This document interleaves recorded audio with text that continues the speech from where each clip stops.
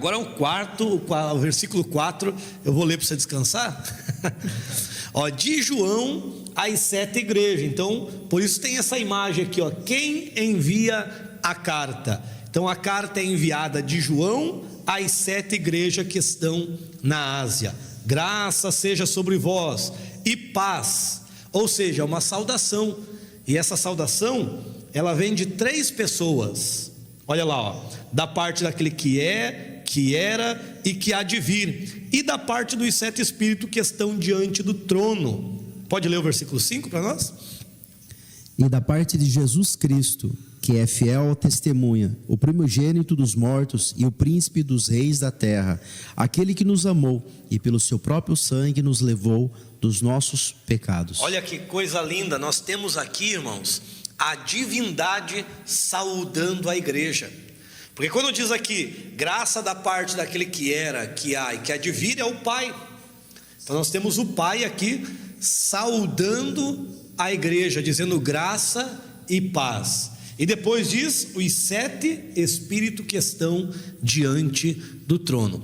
Os 7 espíritos, se você quiser conhecer, fala da plenitude do Espírito Santo. O texto é Isaías capítulo 11, versículo 2. No Antigo Testamento, a gente vai ver que Daniel, ele fala a respeito, né? E Daniel havia um espírito de excelência nele. Em algum momento falava espírito de sabedoria.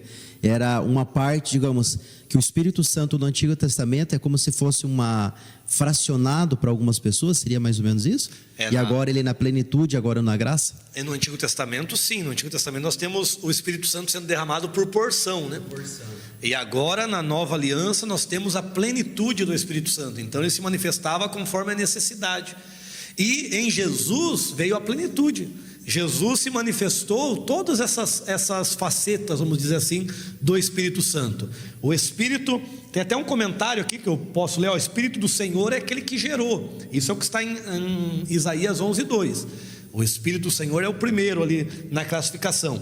Então o Espírito do Senhor gerou, porque ele foi gerado pela sombra, né? A sombra do Altíssimo cobriu Maria e ela se achou grávida pelo Espírito Santo. Que é a pergunta de Maria, né? Quando o anjo fala, mas como que eu vou conceber, né, se eu sou virgem? Aí a resposta do anjo, né? O Espírito te envolverá. Exato, a sombra do Altíssimo te cobrirá e tu serás cheia do Espírito, né?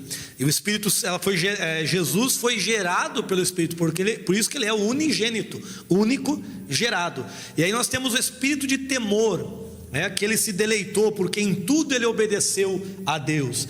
Temos o Espírito de fortaleza, que veio na ocasião do batismo, dando aquela firmeza para ele, que ele começaria o seu ministério. Temos lá em Isaías 11, 2, o Espírito de inteligência e de sabedoria, que desde a adolescência acompanhou Jesus, porque com 12 anos ele debatia com doutores, né? Com homens altamente conhecedores da palavra. Temos o Espírito de conhecimento, que veio no seu ministério trazendo discernimento do que os homens pensavam, daquilo que os fariseus, saduceus arrazoavam, murmuravam, e Deus trouxe esse conhecimento. E temos também o Espírito de conselho, que ajudava nas decisões que ele precisava ter. Então essa é a plenitude do Espírito que está saudando a igreja. E no versículo 5, nós temos a saudação de Jesus também, dizendo, e da parte de Jesus, que é fiel testemunha. Por que ele é fiel testemunha? É o que nós dissemos, porque ele estava oculto no Pai, ele viu todas as coisas, ele estava na criação, ele estava no momento da rebelião dos anjos, ele estava no momento quando Deus criou os céus, a terra, todos os exércitos celestiais, todos os tronos, os anciãos, tudo desde o princípio. Por isso que ele é o primeiro e o último, né?